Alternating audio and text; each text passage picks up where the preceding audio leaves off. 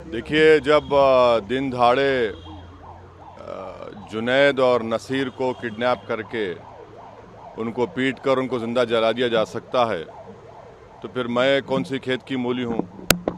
और जो भी ये कर रहे हैं उनके हौसले इसलिए बुलंद हो रहे हैं क्योंकि उनको मालूम कि उनके पॉलिटिकली आइडियोलॉजिकली उनकी पार्टी सत्ता में है, और इसीलिए चाहे जुनैद हो, नसीर हो, या जहाँ कहीं भी इस तरह से दलितों को, आदिवासियों को होता है, तो फिर असदुद्दीन ओवैसी एमपी ज़रूर है, मगर अब उनके हौसले बुलंद हैं। वो लोग रेडिकलाइज हो चुके हैं और उनको लगता है कि वायलेंस के ज़रिए से वो अपने एजेंडे को मुकम्मल कर सकते हैं।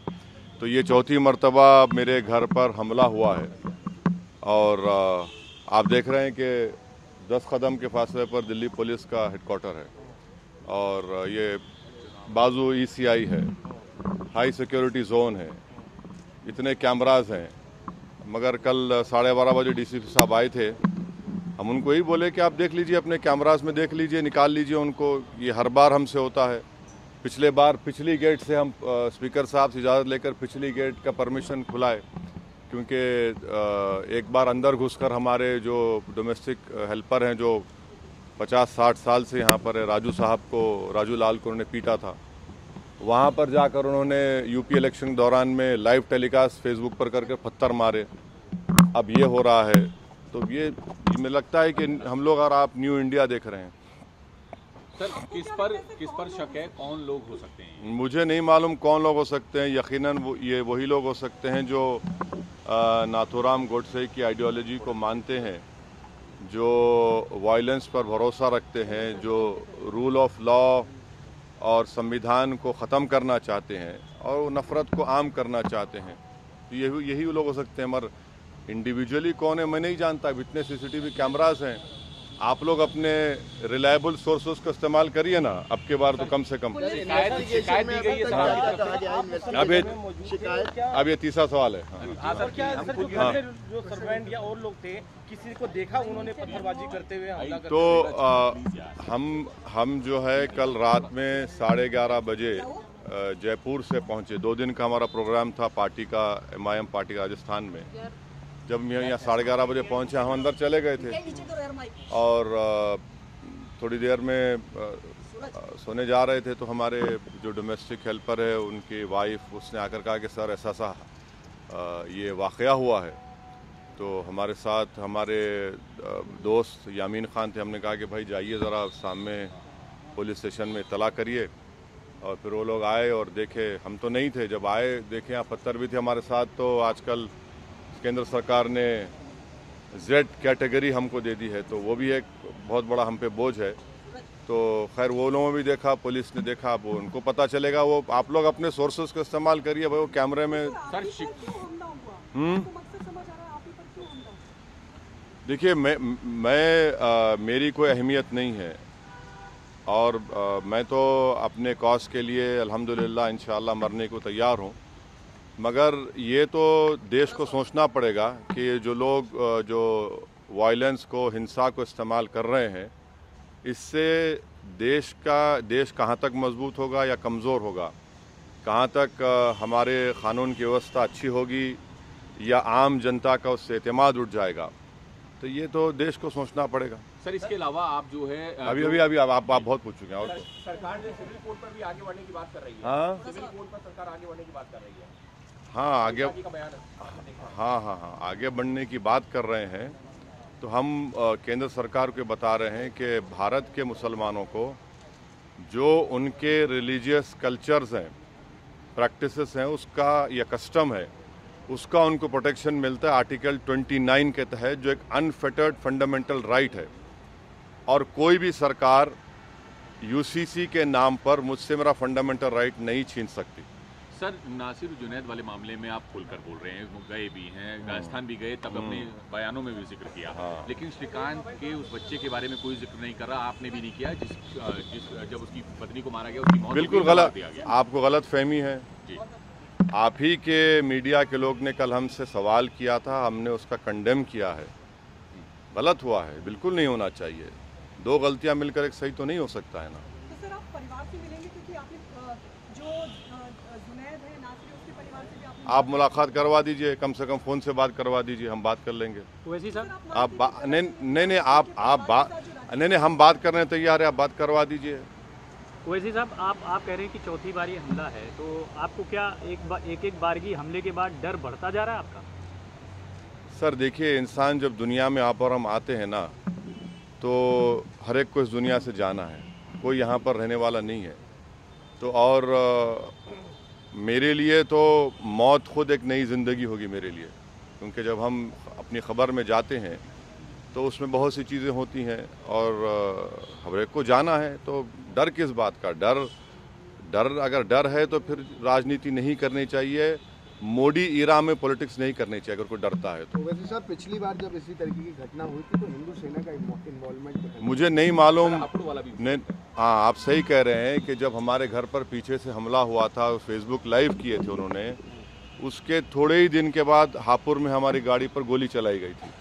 अब ये जो वाक़या हुआ है मुझे नहीं मालूम कौन इन्वॉल्व है, ये तो पुलिस आपको बेहतर बता सकेगी वो CCTV कैमरास देखकर। मगर यहाँ के कमिश्नर पुलिस को और केंद्र सरकार को देखना है कि अगर एक MP के घर पर ऐसा हो रहा है तो क्या मैसेज जा रहा है। आप कहते हैं लोग रेडिकलाइज हैं। नहीं, मेरे पास CCTV नहीं है, जो रोड पर है, जो बहुत से कैमरास है, आप देखिए यहाँ पर बहुत से हैं। आप कहते हैं ये लोग रेडिकलाइज्ड हैं, हाँ। तो कौन लोग रेडिकलाइज्ड हैं या किसने रेडिकलाइज किया? नहीं, ये रेडिकलाइज तो जो जुनैद नसीर को मारे वो रेडिकलाइज नहीं, वो तो क्या बोलेंगे उनको? सर क्या उसी की नहीं, ना आप जो है ना ये ऐसा मत करिए, मुझे नहीं मालूम। मगर आप रेडिकलाइजेशन के आप सवाल कर रहे हैं तो यकीनन ये लोग रेडिकलाइज्ड हैं जो जुनैद नसीर को मारे हैं। आप बताइए कि किडनैप करके एक प्रदेश से मारते हुए ले जाते हैं दूसरे स्टेट में और ले जाकर पुलिस को देते हैं कि भैया इनको अरेस्ट कर लो। पुलिस कहती है कि हम नहीं अरेस्ट करेंगे। उससे पहले पुलिस उनको मारती है जंगल में, फिर ये लोग किडनैप करते, फिर ये लोग मारते, फिर पुलिस कहती नहीं लेंगे, मर जाएंगे, फिर 180 किलोमीटर दूर ले जाकर उनकी लाशों को जला दिया जाता है। तो ये लोग हाईली रेडिकलाइज्ड लोग हैं। जब चुनावी रैलियां संबोधित करते हैं उसी के बाद अटैक होता है, इसका फायदा भी तो AMIM को मिलता है। कितना फायदा हुआ यूपी में बताइए, कितना फायदा हुआ मुझे? नहीं, कितना फायदा हुआ? नहीं, उनकी आंख में आंख डाल के बोल रहे हैं, बुरी बात तो नहीं है ना। फायदा बीजेपी को हो जाता है। हाँ, अब आगे बाप हमको फायदा हो जाता है, कभी उनको फायदा हो जाता है, कभी वो कहता है कि भाई ये तो ऐसा, हम जब तक जिंदा हमको अल्लाह रखेगा ये सवाल हमसे पूछा जाता रहेगा, फ़ायदा किसको हो रहा है? भाई हमको फ़ायदा क्या हो रहा है? मुसलमानों को कहाँ फ़ायदा हो रहा है? देश की जमहूरियत को, देश के रूल ऑफ लॉ को कहाँ फ़ायदा हो रहा है? इसका कोई इत्मीनान बख्श जवाब भी तो वैसे साहब होगा ना इस सवाल का, जब ये बार बार हो रहा है। नहीं, मुझे किसी को इत्मीनान दिलाने की ज़रूरत नहीं है।